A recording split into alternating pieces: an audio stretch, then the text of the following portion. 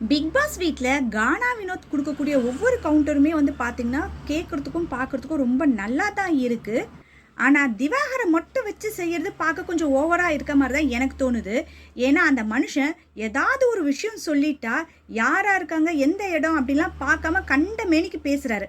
அதுக்கப்புறம் வந்து அது ஒரு சண்டையாக போய் முடியுது. சரி, இந்த மனுஷன்கிட்ட இன்னும் ஒரு 2 நாள் தான் இருக்க போகிறோம், தேவையில்லாமல் எதுக்கு அவரை இழுக்கிறது அப்படின்னு விடாமல் எந்த ஒரு விஷயமா இருந்தாலும் கானா வந்து திவாகரை பிடிச்சி இழுக்கிற மாதிரி தான் இருக்குது. அதே மாதிரி தான் காலையில் எழுந்து வரும்போது கலையரசன்கிட்ட குட் மார்னிங் ஹாப்பி மாட்டு பொங்கல் அப்படின்னு சொல்லிட்டு மாடெல்லாம் சுத்தம் பண்ணி க்ளீன் பண்ணிட்டு வா அப்படின்னு உடனே திவாகருக்கு கோவம் வர ஆரம்பிச்சிருச்சு. மனுஷன் பல்ல கூட வளர்க்காம காலையில் வந்து சண்டை போட ஆரம்பிச்சிட்டாரு. அதே மாதிரி திவ்யா கிட்ட யாராவது கொஞ்சம் நெருங்கி பேசுகிற மாதிரி பழகிற மாதிரி இருந்தாலும் திவாகர் கோவம் வர்றதை நல்லா தெரிஞ்சுக்கிட்டு பிரவீன் ராஜா ஆகட்டும் கானா வினோத் ஆகட்டும் திவ்யா கிட்ட பேசுறது சைக்கிளை வச்சுட்டு சுற்றுறதெல்லாம் பார்க்கும்பொழுது அவர் இன்னும் ரொம்ப எரிச்சலாகி எல்லார்கிட்டையும் இன்னும் கோவப்படுறாரு. வெளியிருந்து பார்க்கக்கூடிய நமக்கு கானா வினோத் ஆகட்டும் பிரவீன் ராஜா ஆகட்டும் திவாகரை கலாய்க்கிறது கொஞ்சம் நல்லா இருக்கிற மாதிரி இருந்தாலும் ஒரு வீட்டுக்குள்ளே ஒரு மனுஷனை மட்டும் போட்டு அடிக்கிறது இன்னும் அவரை வந்து தூண்டி விடுற மாதிரி தான் எனக்கு தோணுது. உங்களுக்கு எப்படி தோணுது அப்படின்றத கமெண்ட்டில் சொல்லுங்கள்.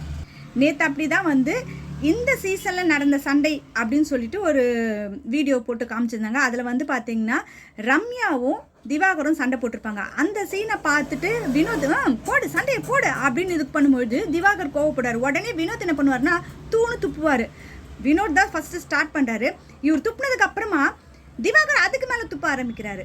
பிரஜன் முகத்துலலாம் பட ஆரம்பிச்சிருச்சு. பிரஜன் கேட்குறாரு ஏங்க இப்படிலாம் பண்ணுறீங்க அப்படின்னு சொல்லிட்டு அந்த வீடியோ முடிஞ்சதுக்கு அப்புறமா என்ன சொல்கிறாருன்னா நம்ம இருக்க போகிறது ஒரு 2-3 நாள் தான்.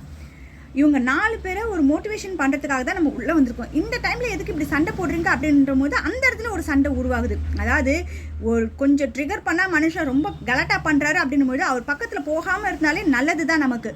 யாராவது சொல்லி கேட்குறவராக இருந்தாலோ இல்லை திருந்துறவராக இருந்தாலோ பேசலாம். ஆனால் எதையுமே காதில் வாங்கிக்காத ஒரு நபர்கிட்ட நம்ம எத்தனை வாட்டி சொன்னாலும் புரியாது அப்படின்னும் பொழுது அவரை விட்டு விலகி இருக்கிறது தான் நல்லது இல்லையா?